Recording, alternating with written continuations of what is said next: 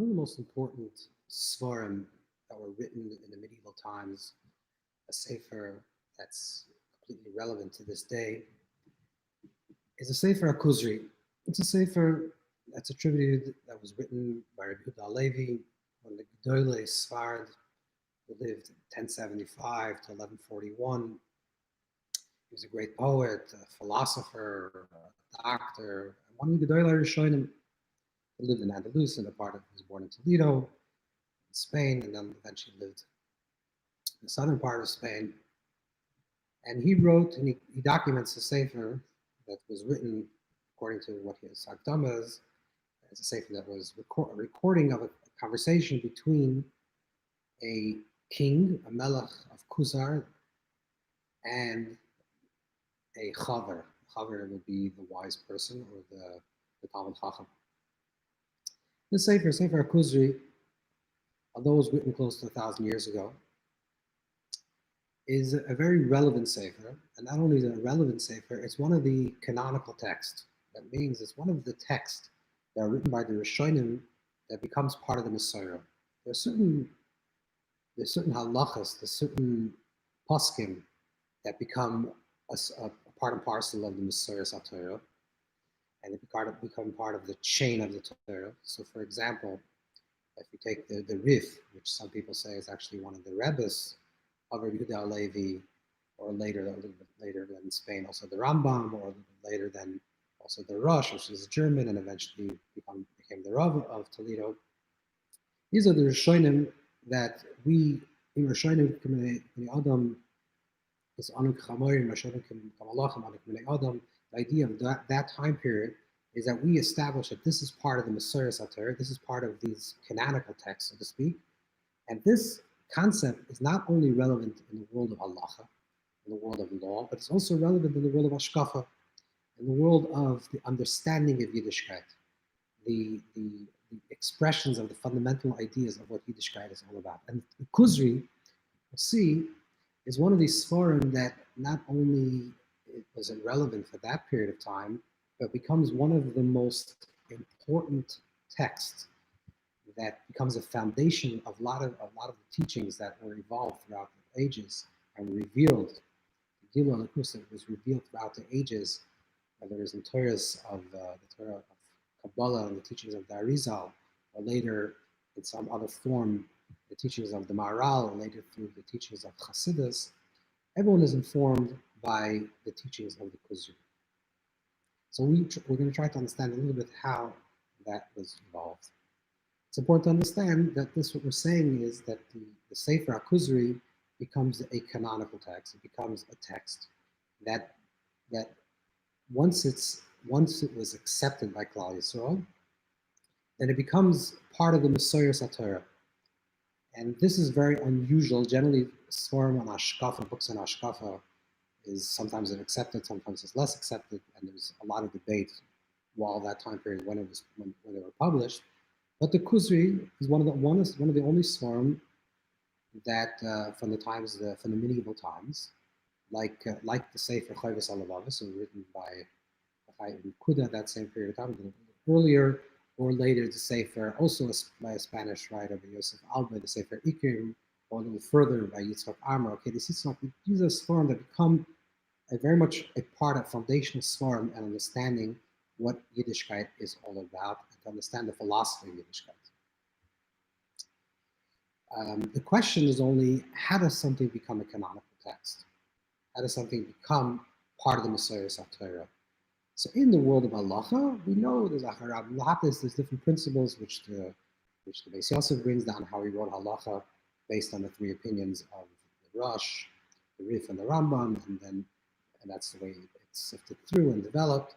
But how does it become an Ashkaf? And the truth is, if you look in the Akdama, the Rambam talks about this in terms of the acceptance of the Gemara, of Talmud, how it became accepted by Klal Yisrael. And basically what the Rambam writes, and to translate in a little different way, what the Rambam is basically saying is that if a text is accepted by Klal Yisrael, by the Klal, it becomes Yerush Klal, it becomes part of the Messiah Torah. This is the Gemara Psachim tells us that there was once a question and they weren't sure about how a certain halacha has to be done with regards to a knife, to carry it, and Pesach Shchalios B'Shabbos.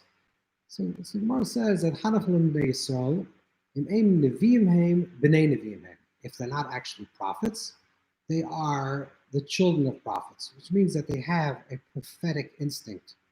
Now we know that there's, like the Rambam Zion writes that there's Neviim and there's B'nei Neviim. There are two types of levels of Navi, and there's many different levels of Neviim, of prophets. B'nei Neviim is those who are aspiring for prophecy. But it's B'nei Neviim means that they're the children of prophets, that they're connected to some form of prophecy. In the time of the Neviim themselves, I'll say that what happened during the times of prophets, during the times of the great Neviim, Shayo and Cheskel and Yirmiyahu, etc., the bigger Nevi'im, in that time period, the Nevuah was really a nachas klal. Nevuah really is, we say that there's an idea which the Gemara brings on Rosh Hashanah, is dor lefi parnas, the parnas lefi dor, that everything parallels each other. The people parallel the leaders and the leaders parallel the people. So depending on the level of the people, I'll say that there's Nevuah is a nachas klal, that Klal Yisrael receives Nevuah, and the Navi Emes, like Yirmiyahu, Cheskel, Yeshayahu, are those who tap into that Koyach HaNevuah HaKlali, and they receive that in their pratistika life, in their specific lives, and they're able to reveal that Nevuah. But when the end of Nevi'im came to a close, and the time the prophets ended, even though literally completely ended, but the era of prophecy ended, then we have another understanding, which is B'nei Nevi'im. B'nei Nevi'im is Hanachalim Yisrael Nevi'im Hem B'nei Nevi'im, that we are part of. Klal Yisrael is the B'nei HaNevi'im, the children of prophecy. We can phrase it sort of like Klal Yisrael has a collective prophetic consciousness, which means that if Klal Yisrael accepts something as part of the Messiah Torah, and this is not a conscious decision, because if it's conscious, then it cannot be prophetic, because that's the left brain. It has to come from something that's beyond the brain. So it's not like we decided, Klal Yisrael collectively decided, this is a sefer we're going to accept, this is a sefer we're not going to accept. But when Klal Yisrael collectively, on a subconscious, prophetic, subconscious level, accepts this expression of Torah, in terms of what we're talking about, the sefer HaKuzari, accept this as an expression of Torah, and a valid expression of Torah, then that becomes part of the revelation of Sinai. Yerushalmi tells us that every single chiddush, novelty of expression, of idea, of nuanced expression is already given at Sinai, which means that we say that Kol Gadol Lo Yosef, that Matan Torah, there was a great sound that never ended, Lo Pascha. It means that the voice, the reverberation, the echo of Matan Torah never ended. And that Kol Gadol Shlo Yosef, the Kol Gadol, the great sound of Matan Torah, is continuously pulsating through the Koyach HaNevui, the potential of prophecy that's constantly being revealed. When Klal Yisrael is connected and accepts this idea, this expression, and for example, like the Sefer HaKuzari, accepts it as being a valid expression, and this is proof that this is Nitna Moshe Sinai. This is part of the revelation of Moshe Sinai, part of the original revelation of Sinai. So this is what happens. This is the way something becomes part of the Messiah Torah. Something that becomes part of the chain of the revelation, of the continuous revelation that Hashem is constantly revealing through the Chachamim and through Klal Yisrael, that's accepting those Chachamim and the Poskim and the Rabbanim, that Klal Yisrael is accepting is the revealing of the original echo of Sinai. So in a way, one way to understand the Kuzari is to delve deeply more into the personality of Rabbi Yehuda Halevi, to understand his time period, to understand the context of where he's speaking from, and the personality of Rabbi Yehuda Halevi. But that, in a way, is very much diminishing the concept of that Rabbi Yehuda Halevi becomes part of the Sefer Kuzari, becomes part of the Messiah Torah.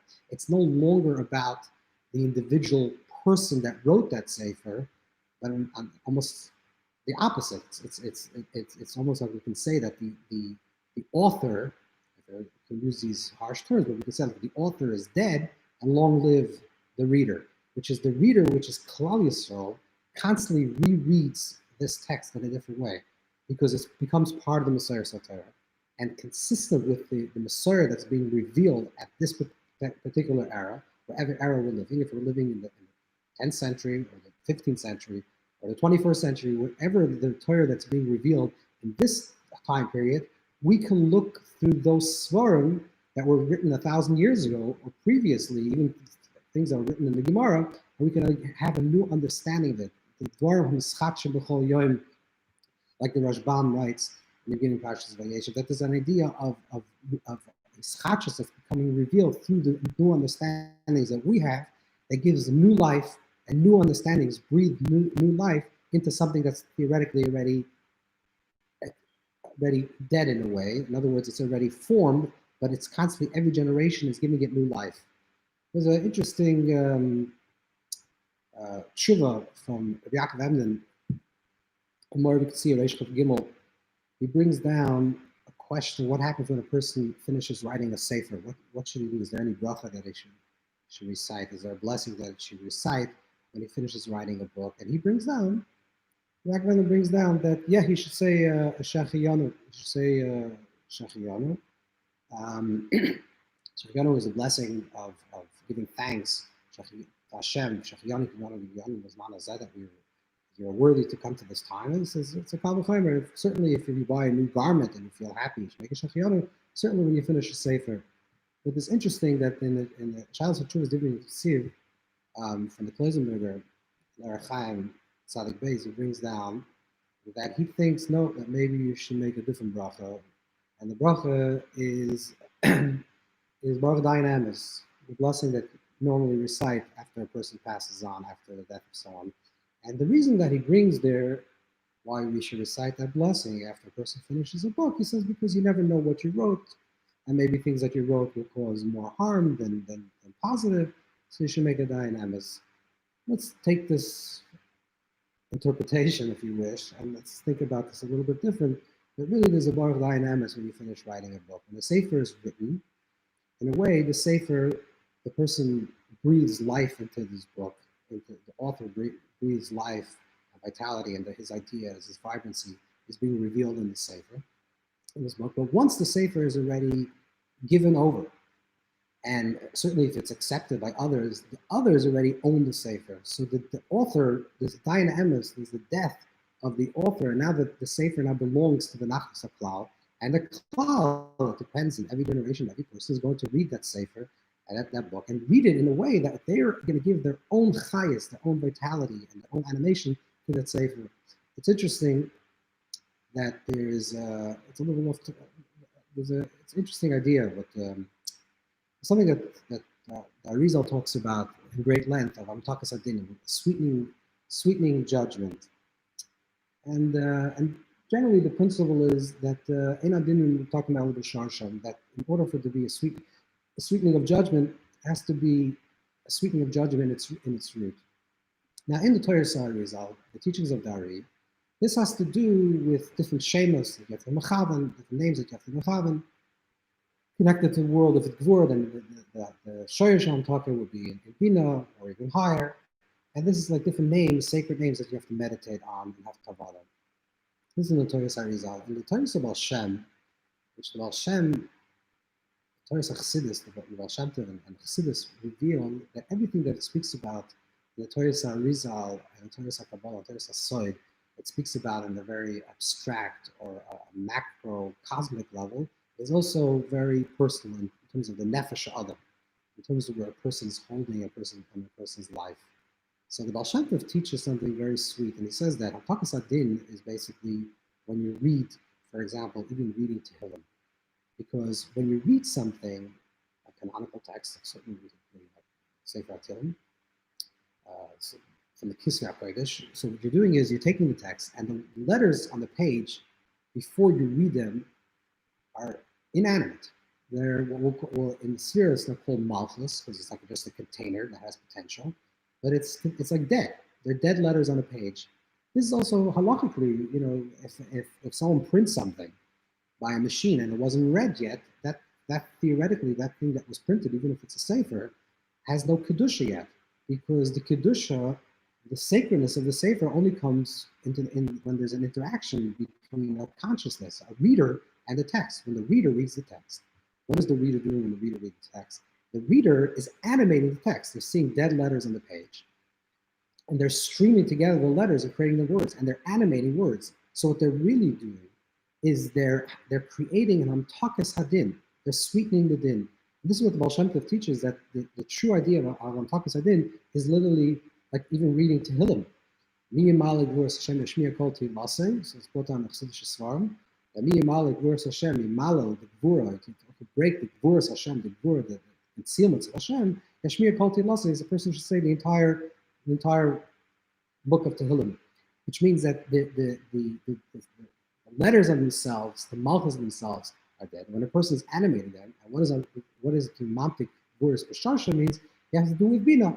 Bina means to understand. So if you're reading words on the page and you're understanding what you're reading, so not only are you giving them a vocal animation, because now they become sung and they're being expressed, but they also have meaning. Now the words that were just dead now become animated through meaning. So the idea is that the reader is actually participating in the process of the unfolding of the revelation. So to say it a little bit differently, what this means is that the text itself, when it's Hanach, the collective prophetic consciousness of Klal Yisrael accepts a certain expression of a certain text. Like, for example, the Gemara, which was completely accepted by all of Klal Yisrael, but when something is even partially collected by most of Klal Yisrael, this thing becomes part of the Messiah's Torah. And then, throughout the ages, every single generation will read the text according to the understanding of the revelation in the present moment. So that's exactly what we're going to try to do, is understand a little bit of the Kuzari and what the Kuzari is trying to understand. But we're going to try to understand it through the lens of understanding the way we understand Torah Sasoy, Torah Kabbalah, and generally Torah, the Pnimis Torah of what's being revealed and what is being revealed up until this present moment.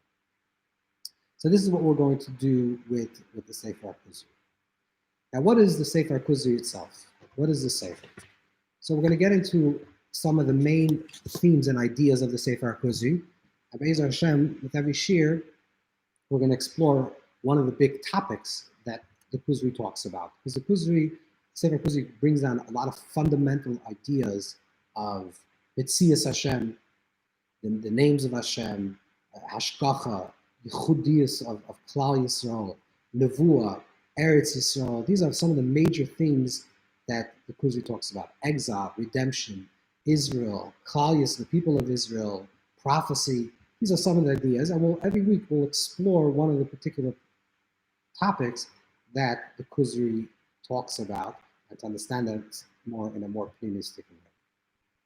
So in general, in terms of the unfolding of the Ashkafas Hayados from the medieval times, there are basically two fundamental expressions. One is, and which one of them we're not going to talk about, which is the Moreh Nevuchim, from the Shitta of the Rambam, which had a lot of following during his time, and it continued through many generations until the Ralbag and others that understood the Rambam. And the Rambam is really dealing with an encounter between, this is the beginning of Aristotelian philosophy. A lot of the Greek philosophy is being translated into Arabic, and people living at that time period are encountering these texts for the first time. So to understand the Chachma Yavam, the wisdom of the Greeks, to understand them in parallel and to somehow form some type of bridge between revelation of Sinai, of Matan Torah, revelation of the Torah, with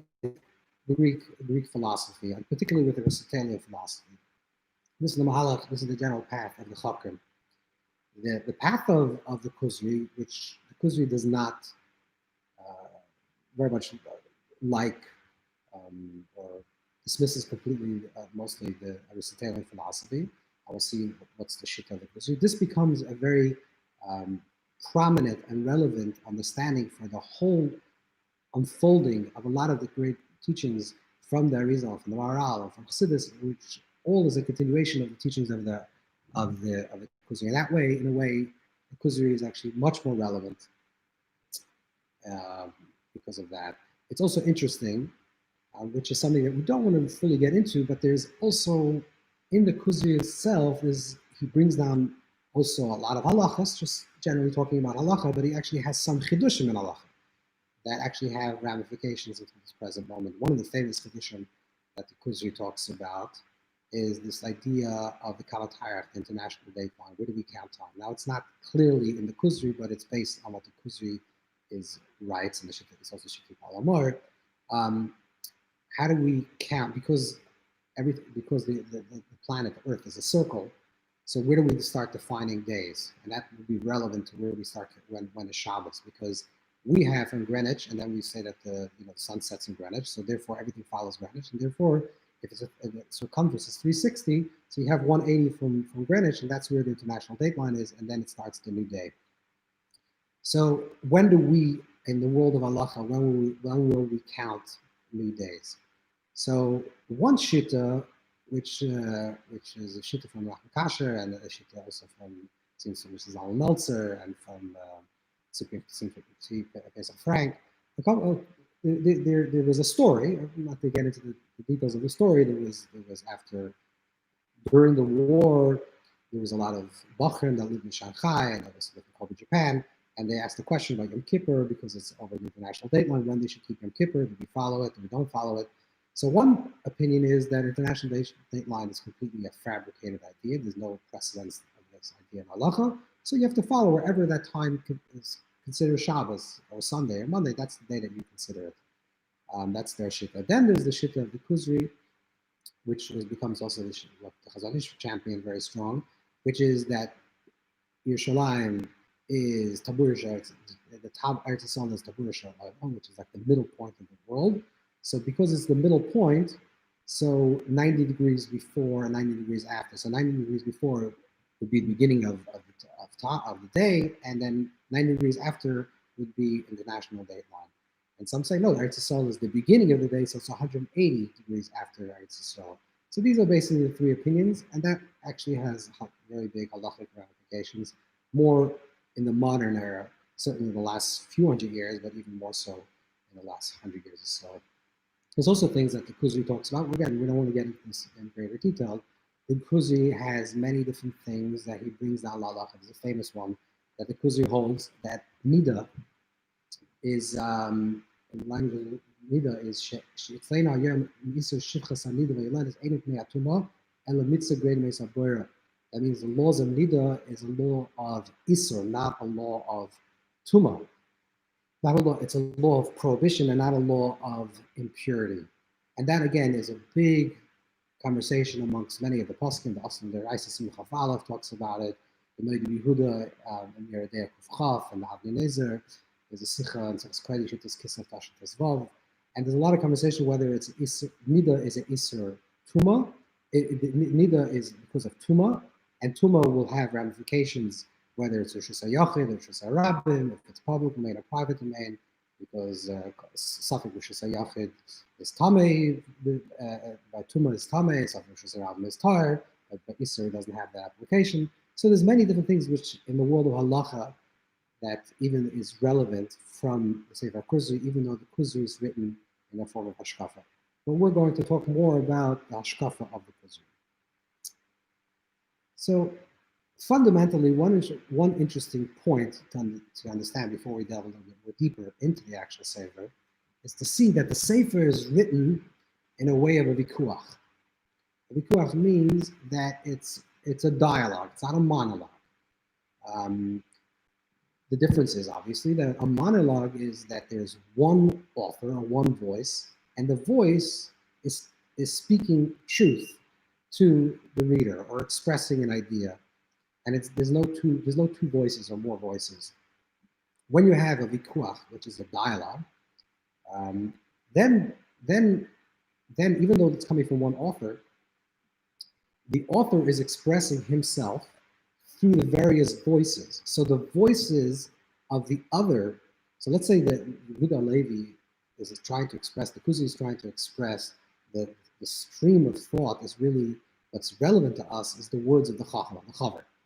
That's going to be the foundations of the Ashkafas Hayadis, because the Kuzari is basically an encounter between a non-Jewish king who is interested in something, and we'll see why he's interested in something, for some type of truth. He's seeking a certain type of truth, and he has a conversation with a Aristotelian philosopher. He has a conversation with someone from Das Paras and Das Yishmaeli, which is Nazareth and Islam, and he has this conversation with these two. And then the larger part of the Sefer, 99% of the Sefer, is a conversation between the Melech, the king, and the Chaver. So the king and the Chaver, the king and the Jew are in conversation, and the king is, the Chaver is responding to the king's questions. But it's also interesting that through the process, now on a simple level, the simple level is that the Chaver is changing the opinion of the Melech. That's really what's being expressed. The king starts off as someone that's seeking some truth.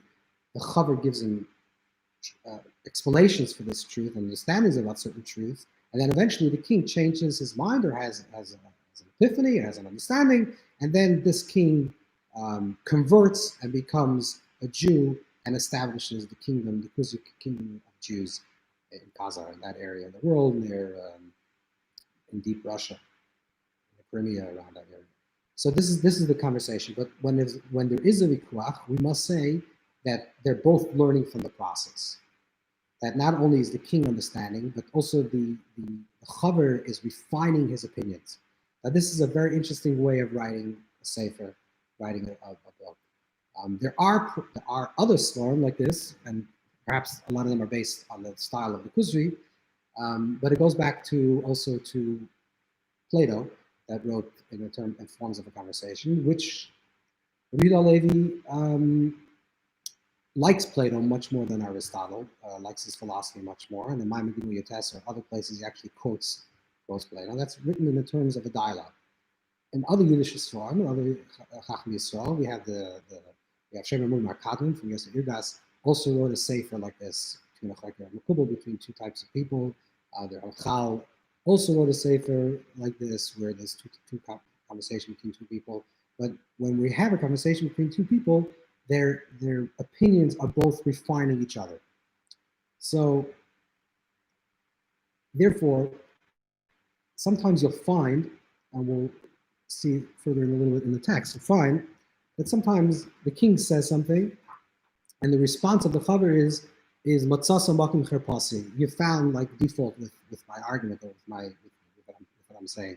So he really like concedes that the king actually has something valuable to tell him, and we will try to understand that, because as we're going to progress further into these shurim, we'll see that sometimes what the Kuzari writes, the Sefer Kuzari writes in the beginning of the Sefer, and it's very different from something that he writes at the end of the Sefer. It seems to be that he almost changes his opinion.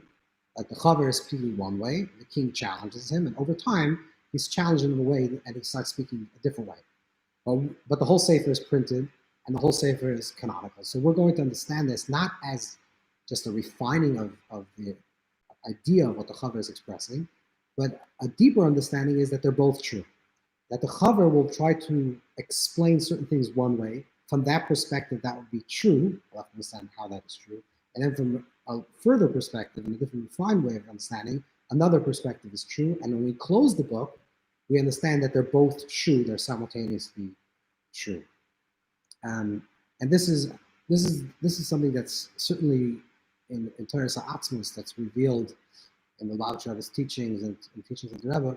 This is a very strong strand of thought that's a higher level of Torah that's being revealed, which is the Torah of Atzmos is the Torah that where there's a resolution of paradox, where one doesn't have to cancel each other out, where yesh and ayin and yesh both simultaneously exist, where exile and redemption and yearning and arriving and emptiness and fullness, that things that seem to be opposite from a higher level of container or from a more inclusive transcendence perspective, these two paradoxes can both be maintained. This is going to be a very strong thought, because a lot of things that the Kuzari writes seems to say one thing in the beginning of the Sefer, and then as the Sefer goes along, he seems to say almost the opposite idea of what he expressed in the beginning of the Sefer.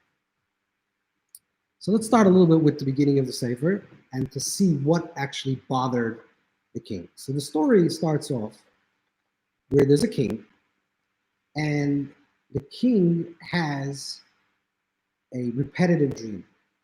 And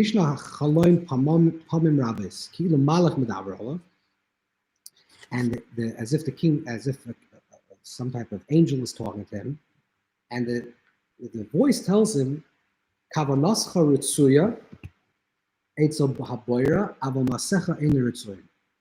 he hears in this dream, and it's a repetitive dream, and the dream tells him that kavanoscha, your intention for what you're doing, is appropriate, is accepted, by the Creator.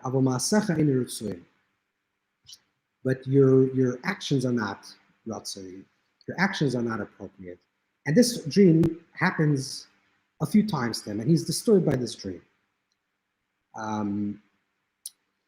This idea of having a repetitive dream. So first of all, we have to understand that the king is taking this dream very seriously. And he's saying that this dream is forcing him to think about his life differently. But it's interesting, what he's thinking about his life is not kavanoscha, but ma'asecha. He's not thinking about intentionality, where his mind is, but he's thinking about his actions. And that's very interesting in terms of the Sefer itself, which is, even though it's a Sefer that's going to explain a lot of the philosophy, it's interesting that the conversion process of the king occurs before the Chaver has a chance to explain him who God is and what God is, before he talks about the different names of Hashem, before he talks about what the different mitzvahs are, before he even has that conversation, the king understands that ma'asecha ritzuyim, that this will be a way that his actions will be appropriate, and he accepts living a life as a Jew and going through this conversion process. And then later, he starts asking the question of, okay, so now that I went through this process, tell me a little bit more about what this is. So this is almost like a nasa before a nishma, almost. Like the maisa comes before the nishma, before the understanding. There's a certain understanding that this is a truth, and he accepts it, but before he understands the details of this truth. He has a dream. So he has a dream, and he has it many times, panim rabbis. So panim rabbis, a king having a dream is a very familiar narrative in the Torah. Of course, we have the story with Yosef, which he has personally two dreams, and then the butler and the baker have a dream, a double dream, each one having a dream of the other one, interpretation of the other one, and then Pare having a double dream. So we see that there's a concept where when dreams occur, when it's a recurring dream, somehow this is some form of prophecy. We don't call it a prophecy itself, but intimation and some type of premonition of something going to happen. Now, Barbanel in the beginning of the Kates talks about like how does a person know if their dream is real, and most dreams are just lay over your subconscious and things that are just trying to expunge itself from the subliminal message that you receive throughout the day. So how do you know if it is or isn't? So that's really a question of how much control you have of your subconscious, how much control you have of the imagery that comes in. But also, what the Barbanel basically saying is, sometimes a person feels this is true. So there's validity in the conception of the king. There's validity to the subjective experiences of life. That the king feels that a subjective experience, which he's interpreting, because he has this dream continuously, is actually valid. And the Chaver is going to take this seriously. The Chaver is going to take this dream seriously, and he's going to accept that. And the Chaver is going to act sort of like Yosef HaTzadik in the story of Pare, where the king has two dreams, and here the same thing, the king has dreams, and he becomes the interpreter of the dreams. And the beginning of the Sefer brings down, I'm going to write down the story as it occurs. And the wise will understand this. And the wise will understand. In other words, we're leaving it up to the wise, again, to the subjective, for the people to understand what is actually occurring. Now, this pasuk Maskilim Yavinu is a pasuk in Daniel Gimel Gimel. Is a verse in Daniel. Who is Daniel? Daniel actually has the same narrative because Daniel is also a semi-prophet. There's some type of level of Daniel of prophecy, and he is. Sorry, those are with Chagas, but he's definitely from the smaller Nevi'im. And Daniel has some type of prophecy, and he's interpreting the dream of Nebuchadnezzar. He's interpreting the dream of this powerful king of Babylon. So there's another parallel over here where the king has a dream, and the Jew, the Chaver, it's Daniel or Yosef, is giving an interpretation. And also, on a deeper level, he's saying that the dreams have validity, have truth to their expression, and he's going to understand what that is. He's going to unearth the source of the dream. So the dream is the chaviyah, is the place of the experience of the subjective. And the first thing that the king does is he turns to Shol Philosophacha. He asks the question of the philosopher. And the philosopher starts telling him that from a place of objectivity, right, which is the idea of the philosophy, theoretically, philosophy should be objective as much as possible. He says from the place of objectivity, if you think about God, think about the primal creator, or the primal mover, Haboyer, the creator, you'll say, Loi Ratzon, Loi Sina. Ki kavanos moira chisaron. It's not possible to say that the creator, the ultimate objective reality of creation, who creates, who is not part of the subjective, which is creation, because creation by definition means a dependent on something else. So there's an eternal and something coming from a place of the external. But in the place of the objective, there is no desire, there is no will, there's no love. And in fact, there's no real relationship between the creator and creation. And certainly Hashem doesn't, this God, this Boyer, doesn't hear our prayers, because this is a very detached perspective of the creator, a sense of the creator as transcendence. Now, what the king tells the philosopher is, its truth is, I see that your words actually make sense. They're logical. From a place of objective logic, it actually makes sense. But then they're not actually answering my question. And what the king is really saying is that from an objective place, understanding the transcendence of the creator, that actually totally makes sense. Hashem is the mover, what's moving. So, but he's not moved. Hashem is the mover. God is the mover. The creator is the mover. The creator is the source. So because from an intellectual perspective that makes sense, he acknowledges that makes sense. But he says it's not true to my experiences of life. Why? Because he just had a dream, and he's interpreting this dream, which a dream is a very subjective thing. It's where God, in his estimation, or a malach, an angel, some type of form of revelation is being revealed to him, which means that there's some type of connection between the ultimate objective, the numinous, the transcendence, and something that's very imminent into his life. And that's the way he experiences life. So he knows that there has to be some type of connection. How does he know? It's an inner know. It's a subjective know. And that's what's really troubling him. And we're going to see later that the way the Kuzari is going to understand this, the way the Chaver is going to explain this, is that they're both true. They're both true. God is both transcendent. Hashem is both Soviv Kalamim and Amalek Kalamim. Soviv Kalamim means transcendent of creation. Amalek Kalamim means filling creation, in the language of the Alter Rebbe and Tanya, or in the Nefesh HaChaim writes in the opposite way, but the point is one is transcendent and one is imminent. Or Zah or Malchus. These are both aspects of the Creator. Of course, not Hashem, but aspects of the revelation of the Creator. So the philosopher, he's not satisfied with this answer. So what does he do? He says, let me go to speak to people that believe that Hashem, the Creator, has an intimate relationship with creation. Hashem hears our prayers. Hashem is involved in our life. There's hashgacha. And therefore, he says, let me turn to Eshel Paras Mishmar. Let me ask the two major faiths in the world. Let me ask the two of them. So he first turns to the Natsri. And the Natsri says, He starts speaking to him and saying that I believe in the Chiddush HaNevoos, that the world is not a kadmon, it's not something that's eternal, which is something that the philosopher would say, that because God is, then the world just is. The isness creates is, and it just is. There's nothing that was created. Created represents some type of externalization. Reish is bara. Bara is something is like externalizing. There's no externalization. God just is.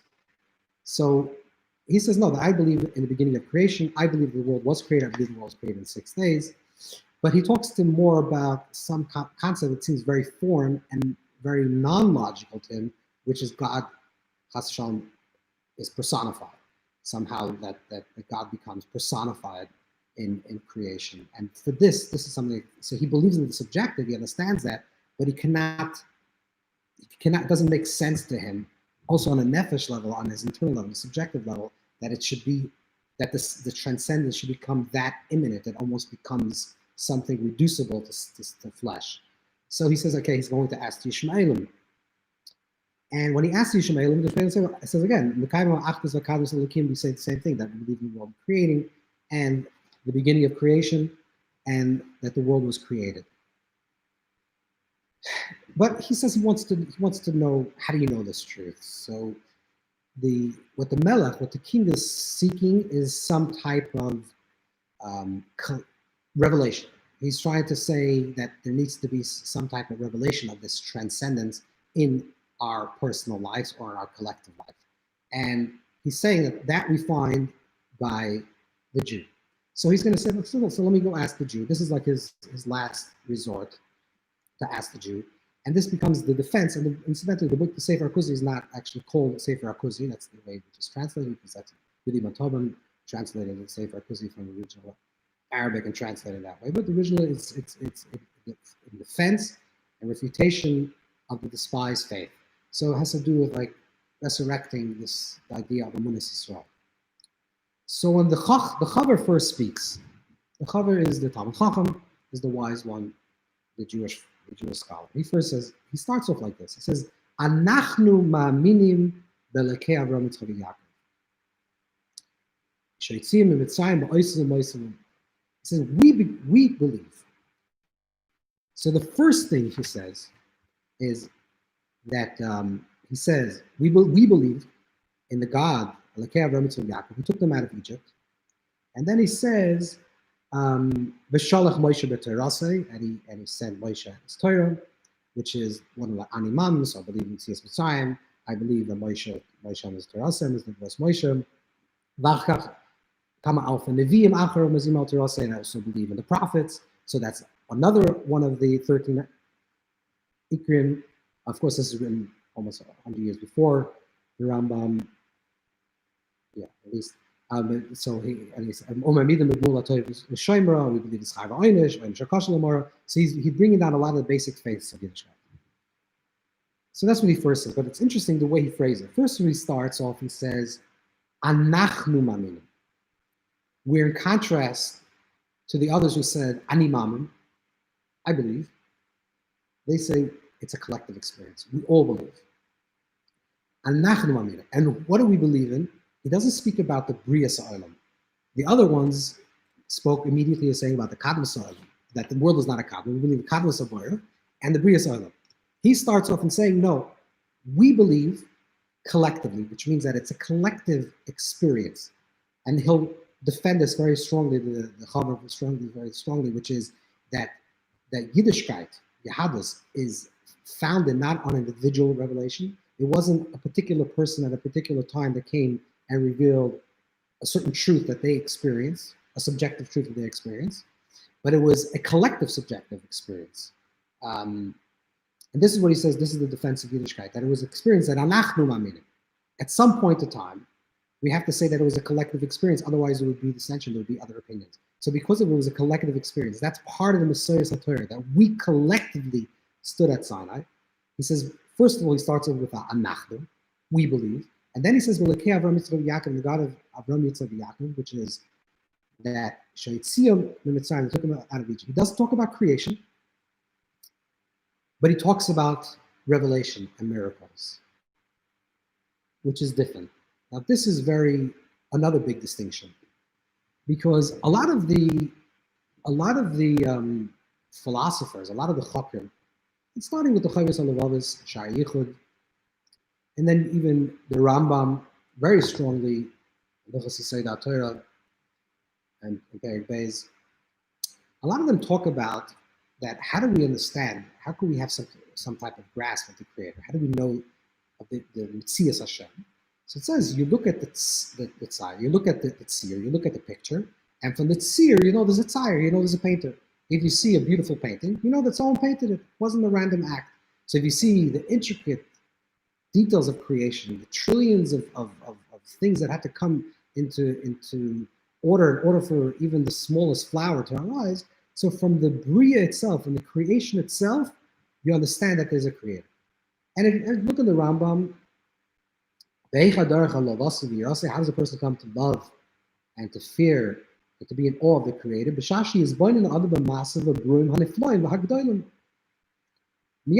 When a person thinks about the creation itself, so creation is what causes the understanding of the Creator. This is what the Shita Rambam, and then the Rambam also writes us about Avram Avinu, in Hilchos Avodah Zarah, that when he was pondering creation, he was pondering the sun and the moon and the stars and the galaxies, and then he came to understanding of the Creator. The Kuzari argues something different. The Sefer Kuzari argues that it's not from creation itself that we understand the Creator, and not that it's not, because he'll also bring that as well. But the predominant proof for the existence of the Creator, more so for the existence of the Creator within creation, that the Creator is vested within creation, is from history. The fact of the narrative of Klal Yisrael, the people of Israel, our story tells the story of the Creator. The biggest miracle that can be revealed, and this is where Yaakov Emner writes, is even greater, writes in the Siddur, it's even greater than Matan Torah, greater than the Metzias Mitzrayim, greater than the going out of Egypt, is the Metzias of Klal Yisrael, that we exist. That despite everything that happened to us, and the persecution that happened to us for thousands and thousands of years, this minuscule, tiny little people of 13, 14 million people survive and thrive. It says this is the proof that Hashem is intricately involved in creation. So where does the Kuzari find God? Where does the Kuzari find the Metzias Hashem, or the Metzias Ashkachas Hashem in history? So Anachnu Maminim, the first idea is that it's Anachnu Maminim, it's a collective experience.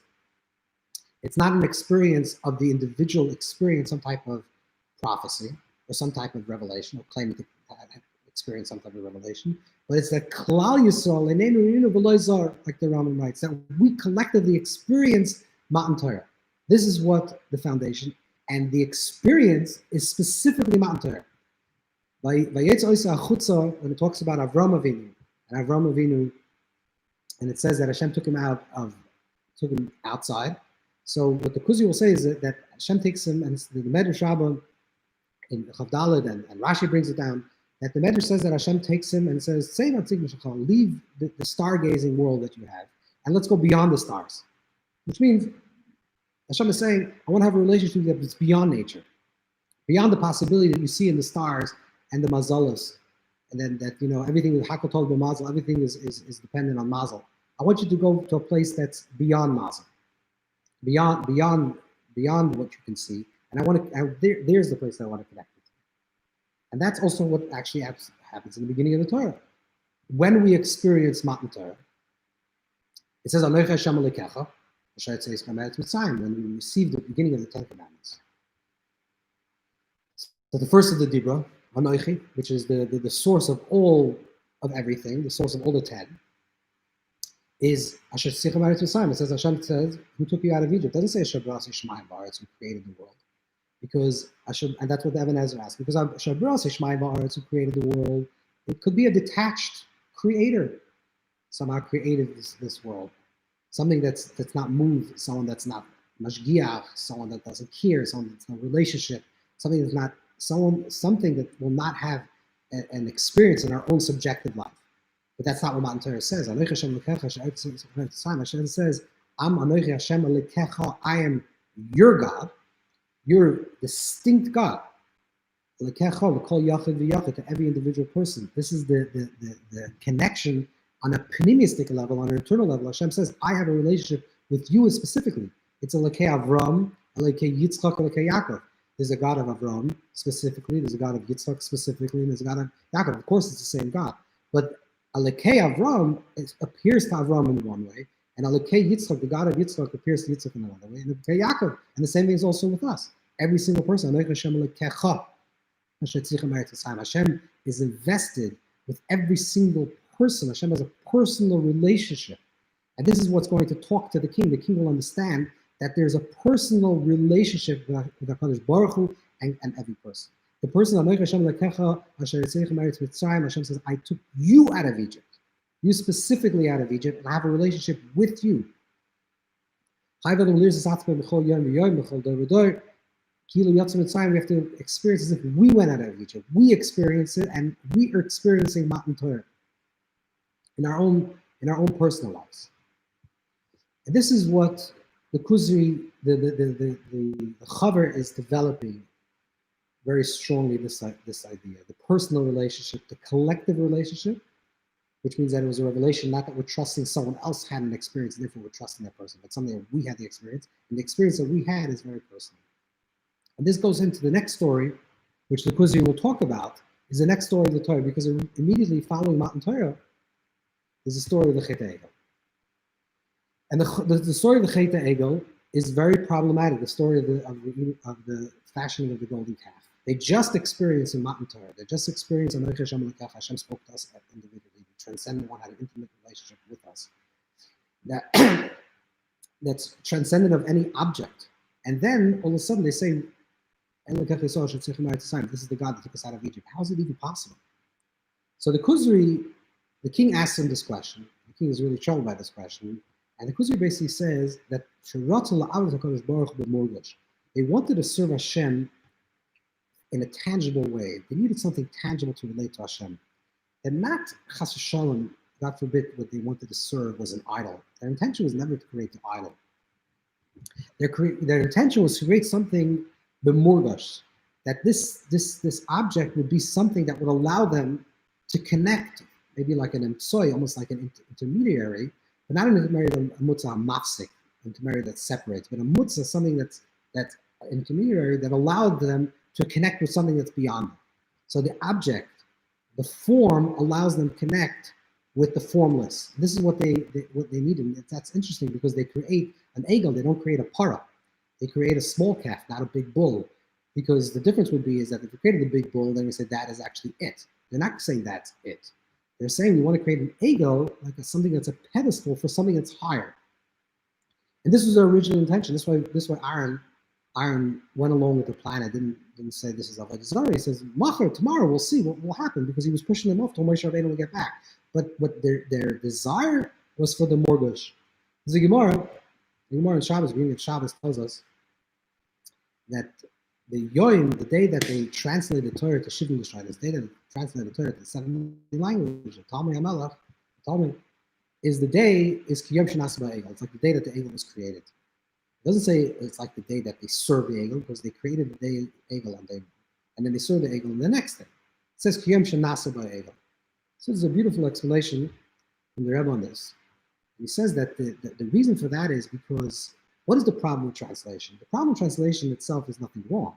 In fact, Moshe himself translated the Torah into 70 languages. The problem with the translation of Torah is that a little bit of knowledge is dangerous. Once a Torah is translated, any person that knows any type of language will able to have some concept of what the Torah is trying to express and say, oh, I know exactly what the Torah means. And that can lead to destruction. So it's not the translation itself is wrong, it's something that's negative, and contrary, it's maybe something that's even positive. But what it can lead to is something negative. This is what Kiyom Shenas Ba'egel, the day that the Egel was created, the day that the Egel created itself was nothing wrong or nothing terrible. The day that the Egel led to the next day, when they actually came to the next day, and Moshe would not yet show up, and they made a miscalculation in this time. Then they actually said, so this is actually the God that took us out of Egypt, because that morphed from murgush, something that's just tangible, to something that actually became that thing in itself. It's interesting that the Mashal Chacham brings down very powerful idea, which it says when Moshe Rabbeinu is on Sinai and he's in the mystical ecstasy, he's one with Hashem and he's receiving the Torah, and Hashem says, please go down, because your people have self-destruct or they've done something terrible. So Shichas Amcha, the Chazal asks, is it your nation and not Hashem's nation? All of a sudden Hashem tells Moshe, it's your people that have sinned.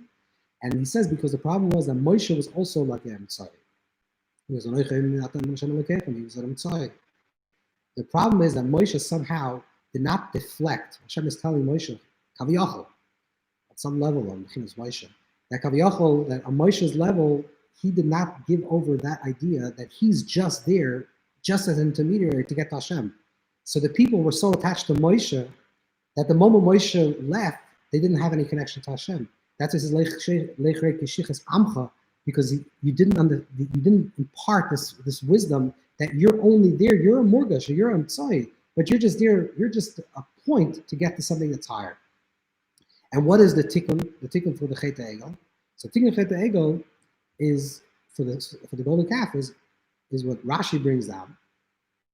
According to Shittas Rashi, according to the opinion of Rashi, the Mishkan, the Tzivoi Mishkan, the idea of the whole is the Machas Yom Kippurim is all after Yom Kippur, after the atonement of the golden calf. That's when Hashem says you should build a Mishkan.